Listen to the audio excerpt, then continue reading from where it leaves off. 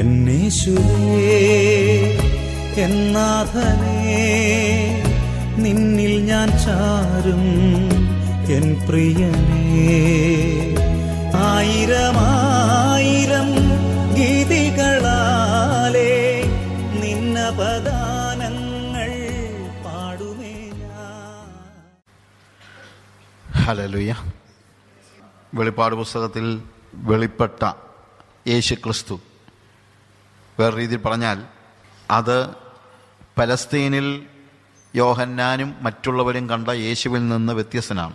എസൻസിലല്ല, പക്ഷേ ശരിക്കും യേശു ആരാണോ നമ്മൾ കണ്ട കാര്യം അതാണ്. അത് നമുക്ക് മനസ്സിലാകുന്നത്, അല്പമെങ്കിലും മനസ്സിലാകുന്നത് വെളിപ്പാടിലെ യേശു അല്ലെങ്കിൽ പത്മോസിലെ യേശുവാണ്. അപ്പോൾ പലസ്തീനിലെ യേശുവും പത്മോസിലെ യേശുവും നമുക്ക് ഒരുപോലെ നമ്മൾ പഠിക്കണം. പലസ്തീനിലെ യേശു നമ്മളെ ആശ്വസിപ്പിക്കുവാൻ വന്നുവെങ്കിൽ, പലസ്തീനിലെ യേശു നമ്മുടെ പാപങ്ങളുടെ പരിഹാരമായി മരിക്കുവാൻ വന്നുവെങ്കിൽ, നമ്മൾ പത്മോസിൽ കാണുന്ന യേശു അവൻ്റെ അവൻ തിരികെ എടുത്ത മഹത്വം, അതായത് ജഡാവതരണം ചെയ്ത യേശു മഹത്വവാനായ ദൈവം തന്നെയാണ്. അവന് ഗ്രേറ്റ് ഐ ആം തന്നെയാണ്. ഞാനാകുന്നുവെന്ന് യഹോവ പറഞ്ഞ അതേ വാക്ക് തന്നെ യേശു യോഹന്നാന്റെ സുവിശേഷം 8-ാം വാക്യത്തിൽ ബിഫോർ എബ്രഹാം ഐ ആം എന്ന് പറയുന്ന വാക്കിൽ ഉപയോഗിച്ചിരിക്കുന്നത്. അതുകൊണ്ട് യഹോവ തന്നെയാണ്. Is the same God. ആ ദൈവം ജഡാവതരണം ചെയ്ത് ഭൂമിയിലേക്ക് ഇറങ്ങി വന്നപ്പോൾ, നമ്മൾ ഫിലിപ്പിയ ലേഖനം 2-ാം അധ്യായത്തിൽ കാണുന്നത് പ്രകാരം ഹി എംപ്റ്റീഡ് ഹിംസെൽഫ്, അവൻ തന്നെ ശൂന്യനാക്കിയെന്ന. അതുകൊണ്ടാണ് നമുക്ക് അവനെ കാണാൻ പറ്റിയത്. അല്ലെങ്കിൽ നമുക്ക് കാണാൻ പറ്റില്ല. മോസസിനോട് കർത്താവ് പുറപ്പാട് 33-ാം അധ്യായത്തിൽ മോശ പറഞ്ഞു, നിന്റെ തേജസ് എനിക്ക് കാണിച്ചു തരണമെന്ന് പറഞ്ഞു. എന്നെ കർത്താവ് എന്ന് പറഞ്ഞു, എന്നെ കണ്ടു കഴിഞ്ഞിട്ട് നിനക്ക് ജീവനോടിരിക്കാൻ കഴിയില്ല, എൻ്റെ തേജസ് കണ്ടു കഴിഞ്ഞാൽ. അതുകൊണ്ട് ഞാൻ പോയി കഴിഞ്ഞിട്ട് നിന്നെ കൈകൊണ്ട് മറയ്ക്കും, അന്നേരം നീ കാണാം. അതായത് ആ തേജസ്സോടുകൂടെ കണ്ടിട്ട് ഒരു മനുഷ്യനും എന്ത് ചെയ്യാൻ പറ്റില്ല, ജീവിച്ചിരിക്കാൻ പറ്റില്ല. അതുകൊണ്ട് കർത്താവ് എന്ത് ചെയ്തു? ആ തേജസ്സുള്ളവനായ കർത്താവ് തന്നെ ശൂന്യനാക്കി. അതവൻ നമ്മളോട് കാണിച്ച മഹാകരുണയാണ്. അല്ലെങ്കിൽ അവനെ ഒരിക്കലും നമുക്ക് കാണാൻ കഴിയുമായിരുന്നില്ല, അവനെ ഒരിക്കലും നമുക്ക് തൊടാൻ കഴിയുമായിരുന്നില്ല, അവനെ ഒരിക്കലും നമുക്കവനെ ചുംബിക്കുവാൻ കഴിയുമായിരുന്നില്ല. അവൻ തേജസ്സിൽ നിൽക്കുന്ന സമയത്ത് ഒരു മനുഷ്യന് അവൻ്റെ അടുത്തോട്ട് ചെല്ലാനോ അവനെ തൊടാനോ കഴിയുകയില്ല, അവൻ്റെ തേജസ്. അതുകൊണ്ട് കർത്താവ് എന്ത് ചെയ്തു? He emptied himself. ഭൂമിയിലേക്ക് വരാൻ തീരുമാനിച്ചപ്പോൾ അവൻ ആദ്യം എടുത്ത തീരുമാനം എന്താണെന്ന് ചോദിച്ചു കഴിഞ്ഞാൽ കെനോസിസ്, ശൂന്യനാക്കുന്ന അവസ്ഥയാണ്. കെനോസിസ് എന്നുള്ളൊരു വാക്ക്, ശൂന്യമാക്കി. അവൻ വേഷത്തിൽ മനുഷ്യനായി, ദാസരൂപമെടുത്തു, വേഷത്തിൽ മനുഷ്യനായി തന്നെത്താൻ താഴ്ത്തി, ക്രൂശിലെ മരണത്തോളം അനുസരണമുള്ളവനായി. അവൻ തന്നെ ചെയ്ത കാര്യമാണ്, അല്ലാതെ അവനെ വേറൊരാൾ താഴ്ത്തിയതല്ല. അവൻ തന്നെത്താൻ താഴ്ത്തി, തന്നെത്താൻ ഒഴിച്ചു. അവിടുത്തെ വാക്കുകളെല്ലാം ആലോചിക്കണം. തന്നെത്താൻ. കാര്യം വേറൊരാൾക്കും അവനെ താഴ്ത്താൻ പറ്റില്ല. ഹല്ലേലൂയ. അപ്പോൾ ആ വെളിപ്പാടിൽ, അതായത് പലസ്തീനിലെ യേശുവിനെ നമ്മൾ കാണുമ്പോൾ, യോഹന്നാൻ കണ്ടതാണ്. യോഹന്നാൻ കണ്ടപ്പോൾ അവൻ പത്മോസിലെ യേശുവിനെ കണ്ടപ്പോൾ അവൻ മരിച്ചവനെ പോലെ അവനെ കണ്ടിട്ട് വെളിപ്പാട് പുസ്തകം 1-ാം അധ്യായം 17-ാം വാക്യത്തിൽ അവനെ കണ്ടിട്ട് ഞാൻ മരിച്ചവനെ പോലെ അവൻ്റെ കാൽക്കൽ വീണു. പലസ്തീനിലെ യേശുവിനെ കണ്ടിട്ട് ഒരിക്കലും ഇവൻ മരിച്ചവനെ പോലെ ആയിട്ടില്ല. അവനെ നമസ്കരിച്ചു എന്നുള്ളത് ശരിയാണ്, പക്ഷേ മരിച്ചവനെ പോലെ ആയില്ല. അവൻ താഴെ വീണുപോയില്ല. എന്നാൽ പത്മോസിലെ യേശുവിനെ കണ്ടപ്പോൾ അവനെ കണ്ടിട്ട് ഞാൻ മരിച്ചവനെ പോലെ അവൻ്റെ കാൽക്കൽ വീണു. ദൈവത്തിൻ്റെ, യേശുവിൻ്റെ ഈ രണ്ട് കാഴ്ചയും, പലസ്തീനിലെ യേശുവും പത്മോസിലെ യേശുവും ഒരുപോലെ നമ്മൾ കാണുമ്പോഴാണ് അവൻ ആരാണെന്നുള്ളത് നമുക്ക് കൃത്യമായിട്ട് മനസ്സിലാക്കാൻ കഴിയുന്നത്. ആ പത്മോസിലെ യേശുവിൻ്റെ ദർശനമില്ലാതെ പലസ്തീനിലെ യേശുവിനെ മാത്രം കണ്ടുകൊണ്ട് മുന്നോട്ട് പോകുന്ന ആളുകൾക്ക് ഉണ്ടാകുന്ന പ്രശ്നം, അവൻ്റെ മഹത്വം കണ്ട് അവനെ ആരാധിക്കാൻ, അവൻ്റെ മഹത്വം കണ്ടിട്ട് അവൻ്റെ സന്നിധിയിൽ താഴെ വീഴുവാൻ നമുക്ക് കഴിയാതെ പോകുന്നു. അതുകൊണ്ടാണ് നമുക്ക് റെവറൻസ് ഇല്ലാതെ പോകുന്നത്. അത് അവൻ കാണിച്ച ഒരു ഔദാര്യമാണ്. അത് നിങ്ങൾ മനസ്സിലാക്കണം. പണ്ടൊരു ബിഷപ്പ് പറഞ്ഞൊരു കാര്യമുണ്ട്. ബിഷപ്പ് പറഞ്ഞത്, ഈ താടിയൊക്കെ നീട്ടി വളർത്തിയൊരു ബിഷപ്പാണ്. ബിഷപ്പ് പറഞ്ഞു, വാത്സല്യത്തോടുകൂടെ ഈ പിള്ളേരൊക്കെ അടുത്ത് വരുമ്പോഴത്തേക്ക് ആദ്യം പിള്ളേർക്ക് പേടിയാണ് ബിഷപ്പിനെ കാണുമ്പോൾ. കാര്യം ഈ താടിയൊക്കെ കണ്ടിട്ടുള്ള പ്രശ്നമാണ്. അപ്പോൾ അദ്ദേഹം പറഞ്ഞത്, അങ്ങനെ ഇരിക്കുമ്പോൾ കുഞ്ഞുങ്ങളെയൊക്കെ എടുത്ത് ഭയങ്കരമായിട്ട് താലോലിച്ച് എടുത്ത് മയക്കി മടിയിൽ കയറ്റി ഇരുത്തും. പക്ഷെ മടിയിൽ കയറ്റി ഇരുത്തുമ്പോൾ ഇവൻ താടിക്ക് പിടിച്ച് വലിക്കാൻ തുടങ്ങും. ഞാൻ പറഞ്ഞ മനസ്സിലാക്കണം. ഇതുപോലെ പലസ്തീനിലെ യേശു അവൻ്റെ എളിമ കൊണ്ട്, താഴ്മ കൊണ്ട്, അവൻ്റെ മഹാമനസ്കത കൊണ്ട്, അവൻ്റെ മഹാകരുണ കൊണ്ട് അവൻ തന്നെത്താൻ ഒഴിച്ചപ്പോൾ ശരിയായ നിലയിൽ അവൻ്റെ മഹത്വം എന്താണെന്നുള്ളത് കാണുന്നതിന് നമ്മൾ പലപ്പോഴും പരാജയപ്പെടുന്നു. അത് കാണണമെങ്കിൽ നമ്മൾ പത്മോസിലെ യേശുവിനെ കുറിച്ചുള്ള ദർശനം കൂടെ ഉണ്ടാകണം. ജഡാവതരണം ചെയ്ത യേശുവിനെ മാത്രമല്ല, ഉയിർത്തെഴുന്നേറ്റ മഹത്വവാനായ, മഹത്വം തിരികെ എടുത്ത ആ യേശുവിനെ കൂടെ കാണണം. ഹല്ലേലൂയ. ഇന്ന് പകലിൽ നമ്മൾ വാസ്തവത്തിൽ ഇവിടെ ഇരിക്കുന്ന വിശ്വാസികൾ എല്ലാവരും കാണണം ആ കാര്യം. അത് കണ്ടു കഴിയുമ്പോൾ നമ്മളുടെ ഇറവറൻസ് എല്ലാം ഓടി ഒളിക്കും. നമ്മൾ അവനെ ഭയപ്പെടുകയല്ല ഞാൻ പറഞ്ഞത്, അവനോടുള്ള ആദരവ് നമുക്ക് വർദ്ധിച്ചു വരുന്നത്, അവൻ്റെ മുന്നിൽ മരിച്ചവനെ പോലെ താഴെ വീഴുന്നത്. പഴയ നിയമത്തിൽ അബ്രഹാമിൻ്റെ അടുത്ത് ദൈവം ഇറങ്ങി വരുന്ന ഒരു തിയോഫാനി നമ്മൾ കാണുന്നുണ്ട്. ദൈവം ഇറങ്ങി വരുന്നു. അബ്രഹാമിൻ്റെ കൂടെ ഇരുന്ന് ഭക്ഷണം കഴിച്ചു. ഭക്ഷണം കഴിച്ചിട്ട് മടങ്ങിപ്പോകാൻ നേരം, ഭക്ഷണം കഴിക്കുന്നതിന് ആ സമയത്ത് തന്നെ അവന് മകനെക്കുറിച്ചുള്ള വാഗ്ദത്തം കൊടുക്കുന്നുണ്ട്. അടുത്ത വർഷം വരുമ്പോൾ നിനക്ക് ഒരു മകൻ ഉണ്ടാകും. ഭയങ്കര ആഘോഷം ഉണ്ടാകേണ്ട ഒരു വലിയൊരു കാര്യമാണ്. പക്ഷെ പോകാൻ നേരം പറഞ്ഞു, ഞാൻ ചെന്ന് സോതോമിനെ നോക്കി ആ സോതോം ചെയ്തിട്ടുള്ള തിന്മകൾക്കനുസരിച്ച് അവരെ, അല്ലെങ്കിൽ സോതോമിന് സംഭവിക്കാൻ പോകുന്ന തിന്മയെക്കുറിച്ച്, അല്ലെങ്കിൽ നാശത്തെക്കുറിച്ച് അബ്രഹാമിനെ അറിയിച്ചു. അബ്രഹാമിനെ അറിയിച്ചപ്പോൾ പറയുന്ന ഇതാണ്, നമ്മൾ തമ്മിൽ ഉടമ്പടി ചെയ്തിരിക്കുകയല്ലേ, അങ്ങനെ ഉടമ്പടി ചെയ്ത ഒരു സാഹചര്യത്തിൽ എനിക്കിത് പറയാതിരിക്കാൻ പറ്റില്ല എന്ന് പറഞ്ഞ് സോതോമിൻ്റെ നാശത്തെക്കുറിച്ച് പറഞ്ഞു. എന്നിട്ട് മടങ്ങിപ്പോകുമ്പോൾ, ഞാൻ ആ ഭാഗങ്ങൾ സമയക്കുറവുകൊണ്ട് വായിക്കുന്നില്ല, മടങ്ങിപ്പോകുമ്പോൾ ഉൽപ്പത്തി പുസ്തകം 18-ാം അധ്യായത്തിൽ നമ്മൾ കാണുന്ന കാര്യമാണ്. മടങ്ങിപ്പോകുന്ന വഴിക്ക് അവിടെ എഴുതിയിരിക്കുന്നത്, Abraham drew near to God, ഒന്നുകൂടെ അടുത്ത് ചെന്നു. സാധാരണ നമ്മൾ യാത്ര പറഞ്ഞു പോകുമ്പോഴത്തേക്ക് എന്താ സാധാരണ ചെയ്യുന്നത്? അകന്നകന്ന് പോവുകയാണ്. പക്ഷേ അബ്രഹാം വിടാതെ ആ ദൈവത്തിൻ്റെ അടുത്ത് തന്നെ നിന്നു. എന്നിട്ട് അവിടെ നിന്ന് ചോദിച്ചു, കർത്താവേ, നീ നീതിയുള്ള ദൈവമല്ലേ? ആ പട്ടണത്തിൽ നീതിമാന്മാരായ 50 പേരുണ്ടെങ്കിൽ അവർ നിമിത്തം ആ പട്ടണത്തെ നീ നശിപ്പിക്കാതിരിക്കയില്ലയോ, അല്ലെങ്കിൽ രക്ഷിക്കയില്ലയോ? നീതിമാന്മാരെ രക്ഷിക്കും എന്താണെങ്കിലും. അത് അബ്രഹാമിനറിയാം. നീതിമാന്മാരെ ദുഷ്ടന്മാരോടുകൂടെ എന്ത് ചെയ്യത്തില്ല, നശിപ്പിച്ച് കളയത്തില്ല. ഉടനെ അബ്രഹാം അവൻ്റെ ആ ഇൻ്റർസെഷൻ, അവൻ്റെ മധ്യസ്ഥത, സോതോമിന് വേണ്ടി അവൻ മധ്യസ്ഥത അണയ്ക്കുകയാണ്. ഞാൻ പല മെസ്സേജിലും പറഞ്ഞിട്ടുണ്ട്, അവൻ്റെ വ്യക്തിപരമായ ജീവിതത്തിൽ ഏറ്റവും സന്തോഷകരമായ വാർത്ത കേട്ടിട്ടിരിക്കുന്ന സമയത്ത് സോതോമിൻ്റെ നാശത്തെക്കുറിച്ച് കേട്ട് കഴിഞ്ഞപ്പോൾ അവൻ്റെ വ്യക്തിപരമായ ജീവിതത്തിലെ അവൻ്റെ മകനെക്കുറിച്ചുള്ള വാഗ്ദത്തം പോലും അവൻ മറന്നുപോയി. അതിനേക്കാൾ വലുതായിട്ട് അവൻ്റെ മനസ്സിനെ വേദനിപ്പിച്ചത് സോതോമിൻ്റെ നാശമാണ്. അതൊക്കെ നമ്മൾ പഠിക്കേണ്ട കാര്യമാണ്. നമുക്ക് എത്രമാത്രം നഷ്ടപ്പെട്ടു പോകുന്ന ജനങ്ങളെക്കുറിച്ച്, ആത്മാക്കളെക്കുറിച്ച് ഭാരമുണ്ടെന്നൊക്കെ ഒന്ന് ആലോചിക്കണം നമ്മൾ. പക്ഷെ ഞാൻ പറയാൻ വന്ന കാര്യം അതല്ല. അവിടെ എഴുതിയിരിക്കുന്നത് 50 നീതിമാന്മാർ അവിടെ ഉണ്ടെങ്കിൽ അവർ നിമിത്തം നീ ആ പട്ടണത്തെ നശിപ്പിക്കില്ലല്ലോ എന്ന് പറഞ്ഞപ്പോൾ ദൈവം പറഞ്ഞു, ഇല്ല, നശിപ്പിക്കത്തില്ല. ഞാൻ തമാശയ്ക്ക് ചിലപ്പം പറയാറുണ്ട്, ഇതായിരിക്കും അബ്രഹാമിൻ്റെ മനസ്സിൽ. ലോകത്ത് അങ്ങോട്ട് പോയിട്ടുണ്ടല്ലോ, അവൻ വലഞ്ഞു പോയെങ്കിലും അവൻ ആരാ? വലഞ്ഞു പോയ നീതിമാൻ. അപ്പം ഇത്രയും സമയം കൊണ്ട് ലോകത്ത് അവിടെ താമസിച്ച ഒരു 50 പേരെയെങ്കിലും നീതിമാന്മാരാക്കി കാണുമെന്നായിരിക്കും അബ്രഹാം ചിന്തിച്ചത്. അത് വേദത്തിൽ എഴുതിയിട്ടൊന്നുമില്ല കേട്ടോ, വേദത്തിൽ എഴുതിയ കാര്യമൊന്നുമല്ല, ഞാനങ്ങ് ചിന്തിച്ചതാണ്. പക്ഷെ പെട്ടെന്ന് തന്നെ ആലോചിച്ചു, എന്നാലും ലോകത്തല്ലേ പാർട്ടി, 50 എണ്ണത്തിന് നേടാൻ പറ്റിയില്ലെങ്കിലോ, 45 ആണെങ്കിലോ? അപ്പോൾ വീണ്ടും അവൻ ചെന്നിട്ട് ചോദിക്കുക, കർത്താവേ എന്നോട് ക്ഷമിക്കണേ.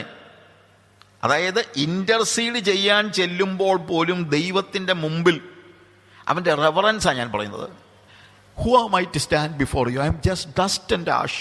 കർത്താവെ, പൊടിയും വെണ്ണീറുമായ ഞാൻ നിന്റെ മുമ്പിൽ നിൽക്കാൻ ധൈര്യപ്പെട്ടല്ലോ, എന്നോട് ക്ഷമിക്കണേ. അവന് വേണ്ടിയല്ല ചെല്ലുന്നത്, നഷ്ടപ്പെട്ടു പോകുന്ന ഒരു പട്ടണത്തിന് വേണ്ടി ദൈവത്തിന്റെ സന്നിധിയിൽ കയറി ഒരു പ്രാർത്ഥന പ്രാർത്ഥിക്കാൻ ചെല്ലാൻ പോലും അബ്രഹാമിന് പേടിയായിരുന്നു. എന്തുകൊണ്ടാ? ദൈവം ആരാന്ന് അവനറിയാം. ഇത് കളി സ്ഥലമല്ല, അത് നമ്മൾ മനസ്സിലാക്കണം. റെവറൻസ് വേണം.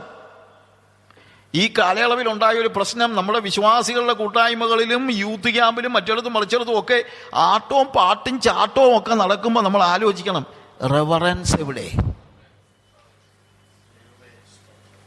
ഇത് ദൈവസന്നിധിയാണെന്നുള്ള ഒരു ബോധ്യം നഷ്ടപ്പെട്ട തലമുറ എത്ര ചാടിയാലെന്നാ, എത്ര നൃത്തം ചെയ്താലെന്നാ? എന്തുകൊണ്ടാണ് ദൈവത്തോടുള്ള റെസ്പെക്റ്റ് പോലും നഷ്ടപ്പെട്ട, ഒരു ഭീതിയില്ലാതെ, ദൈവ സാന്നിധ്യ ബോധമില്ലാതെ ഈ കിടന്ന് ചാടുന്നത്? മറ്റൊന്നുമല്ല, അവർ പത്മോസിലെ യേശുവിൻ്റെ ദർശനം കണ്ടിട്ടില്ലാത്തവരാ. നമ്മുടെ കൂട്ടായ്മകളിലും മറ്റുള്ള സ്ഥലങ്ങളിലും നമ്മളെപ്പോഴും ഇപ്പൊ എന്നാണ്, ലോകത്തെ അനുകരിക്കുന്നതിൽ മത്സരിക്കുന്നതായ നമ്മുടെ കൂട്ടായ്മകൾ, ആ കൂട്ടായ്മകളിൽ ദൈവ സാന്നിധ്യ ബോധം നഷ്ടപ്പെടുന്നത്. അതെല്ലാ കൂട്ടായ്മയിലും ഉണ്ടാകണം. എപ്പോൾ ദൈവത്തിന്റെ സന്നിധിയിലേക്ക് നിൽക്കാൻ ചെന്നാലും നമ്മൾ ഓർക്കേണ്ടത് അവിടെ നിൽക്കാനുള്ള യോഗ്യതയൊന്നും നമുക്ക് ഇല്ല എന്നാണ്. വളരെ പ്രാർത്ഥിക്കുന്ന ഒരു മനുഷ്യൻ്റെ വീട്ടിൽ ഞാനൊരു സ്റ്റോറി കേട്ടതാ. അദ്ദേഹത്തെ കാണാൻ ചില സഹോദരന്മാർ ചെന്നു. അദ്ദേഹത്തിൻ്റെ ഭാര്യ പറഞ്ഞു, അദ്ദേഹം പ്രാർത്ഥനാ മുറിയിലാണ്, ഇപ്പം വിളിക്കണോ അതോ? ഇല്ല, പ്രാർത്ഥന കഴിഞ്ഞിട്ട് മതി. ഏകദേശം 2 മണിക്കൂർ കഴിഞ്ഞിട്ടാണ് അദ്ദേഹം ഇറങ്ങി വരുന്നത്. അദ്ദേഹം ഇറങ്ങി വന്നപ്പോഴത്തേക്ക് ഇവർ ചോദിച്ചു, 2 മണിക്കൂർ നിങ്ങൾ പ്രാർത്ഥിക്കുകയായിരുന്നോ? എന്തോ ഇത്രയും പ്രാർത്ഥിച്ചേ? പിന്നെ അദ്ദേഹം പറഞ്ഞു, 1 മണിക്കൂർ 55 മിനിറ്റ് ഞാൻ അവൻ്റെ സന്നിധിയിലേക്കൊന്ന് കയറാൻ നോക്കുകയായിരുന്നു, 5 മിനിറ്റേ ഞാൻ പ്രാർത്ഥിച്ചുള്ളൂ. ദൈവം അപ്രാപ്യനാണെന്നല്ല, അവൻ്റെ മഹിമ കണ്ടു കഴിഞ്ഞപ്പോൾ അവൻ്റെ അടുത്തോട്ട് ചെല്ലാനുള്ള ആ ഭീതി. ഞാൻ പറഞ്ഞത് ദൈവത്തിൻ്റെ അടുത്തോട്ട് ചെല്ലരുതെന്നോ പ്രാർത്ഥിക്കാൻ വേണ്ടി 1.5 മണിക്കൂർ എഴുന്നേച്ചാൽ പ്രാർത്ഥിക്കാമെന്നൊന്നുമല്ല ഞാൻ പറഞ്ഞത്. പക്ഷേ അബ്രഹാം എന്താ പറയുന്നത്? പൊടിയും വെണ്ണീറുമായ ഞാൻ നിന്റെ മുമ്പിൽ നിൽക്കാൻ ധൈര്യപ്പെട്ടല്ലോ. എന്തുകൊണ്ടാണ്? അവൻ ആ സന്നിധി ബോധം. ഇന്ന് നമ്മുടെ കൂട്ടായ്മകളിൽ ഈ സന്നിധി ബോധമുണ്ടോ? ദൈവ സാന്നിധ്യ ബോധമുണ്ടോ? ദൈവത്തിൻ്റെ മുമ്പിൽ നിൽക്കുന്ന, എങ്ങനെയുള്ള ഒരു ദൈവത്തിൻ്റെ മുമ്പിലാണ് നമ്മൾ നിൽക്കുന്നതെന്നുള്ളൊരു ബോധ്യം നമുക്കുണ്ടോ? ഞാൻ പറഞ്ഞല്ലോ, നമുക്കവനെ കെട്ടിപ്പിടിക്കാം, നമുക്കവനെ സ്നേഹിത എന്ന് വിളിക്കാം, അല്ല എന്ത്, എവറിത്തിങ് ഈസ് ട്രൂ, എല്ലാം ശരിയാണ്. അവനെ പിതാവേ എന്ന് വിളിക്കാം, എല്ലാം ശരിയാണ്. ഈ കർത്താവ് തന്നെ യോഹന്നാനെ പഠിപ്പിച്ചു. എന്താണ്? നിങ്ങൾ പ്രാർത്ഥിക്കുമ്പോൾ സ്വർഗ്ഗസ്ഥനായ ഞങ്ങളുടെ പിതാവേ എന്ന് വിളിക്കാം. അവൻ പിതാവാണ്, എല്ലാം ശരിയാണ്. പഴയ നിയമത്തിലെ പോലെ യജമാനൻ മാത്രമല്ല, അവൻ പിതാവാണ്. Everything is true. പക്ഷെ ദൈവത്തിൻ്റെ മഹത്വം അറിയാതെ ആകരുത് ഈ വിളിയൊക്കെ. ആ ദൈവത്തിൻ്റെ മഹത്വ ദർശനം ഉണ്ടാകുമ്പോൾ അപ്പോഴാണ് ആ അന്തരത്തിൽ നിന്നാണ് ആരാധന ഉണ്ടാകുന്നത്. എന്താ ആരാധന? ദൈവത്തിൻ്റെ മഹത്വം കണ്ടിട്ട് അവൻ്റെ മുമ്പിൽ നിൽക്കാൻ കഴിയാതെ താഴെ വീഴുന്നതാണ് ആരാധന. അതാ ആരാധന. എല്ലാ ജീവജാലങ്ങളും, എല്ലാ മൃഗങ്ങളും, ഏത് മൃഗത്തിൻ്റെയും മുമ്പിൽ മനുഷ്യന് നിൽക്കാം. മനുഷ്യന് ഏത് മൃഗത്തിൻ്റെയും മുമ്പിൽ നിൽക്കും. എല്ലാ ജീവജാലങ്ങളുടെയും മുമ്പിൽ നടുനിവർത്തി നിൽക്കാനുള്ള ധൈര്യം മനുഷ്യനുണ്ട്.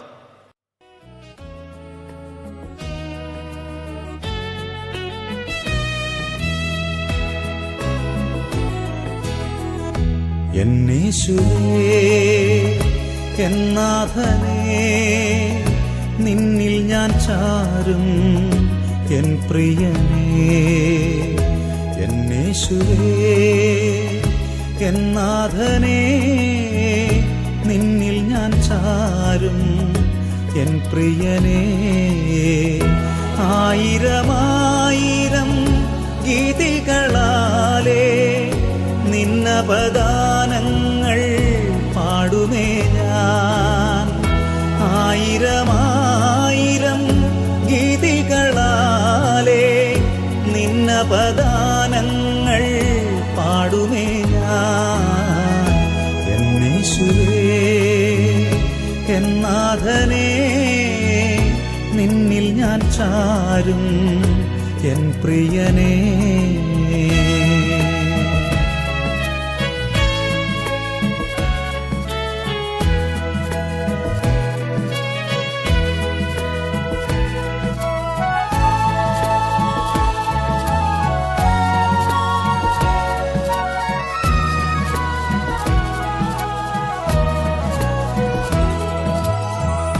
ചേറ്റിൽ നിന്നെന്നെ നീ കോരിയെടുത്തതാൽ നന്ദിയാൽ എന്നുള്ളം തിങ്ങിടുന്നേ.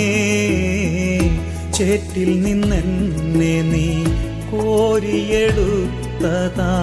നന്ദിയാൽ എന്നുള്ളം തിങ്ങിടുന്നേ. എന്തു ഞാൻ നൽകിടും എത്ര ഞാൻ നൽകിടും പകരം നൽകിടുവാൻ സ്തുതികൾ മാത്രം. എന്തു ഞാൻ നൽകിടും എത്ര ഞാൻ നൽകിടും പകരം നൽകിടുവാൻ സ്തുതികൾ മാത്രം. എന്നേശുവേ എന്നാഥനേ നിന്നിൽ ഞാൻ ചാരും എൻ പ്രിയനേ.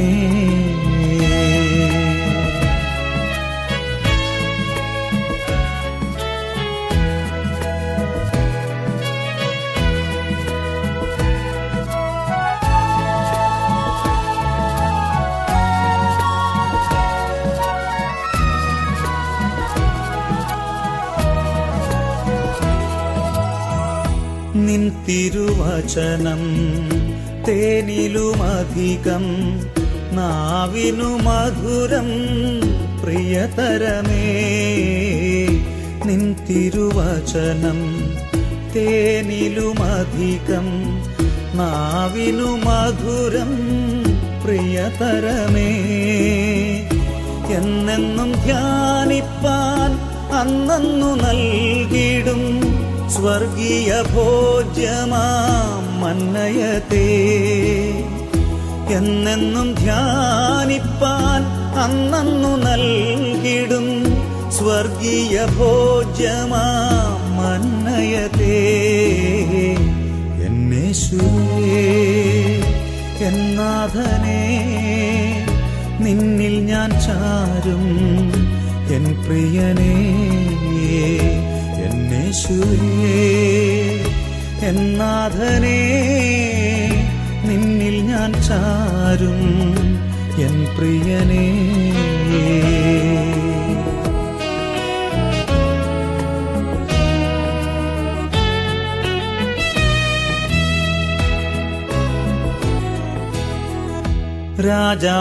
രാജാധിരാജനായി വാനവിധാനത്തിൽ വാസമൊരുക്കിടാൻ വന്നിടും നാൾ. രാജാധിരാജനായി വാനവിധാനത്തിൽ വാസമൊരുക്കിടാൻ വന്നിടും നാൾ. ഏഴയാമെന്നെയും മാർവോടണച്ചു നീ കാത്തു സൂക്ഷിക്കുകൻ തമ്പുരാനേ. ഏഴയാമെന്നെയും മാർവോടണച്ചു നീ കാത്തു സൂക്ഷിക്കുകൻ തമ്പുരാനേ. എന്നേശുവേ എന്നാഥനേ നിന്നിൽ ഞാൻ ചാരും എൻ പ്രിയനേ.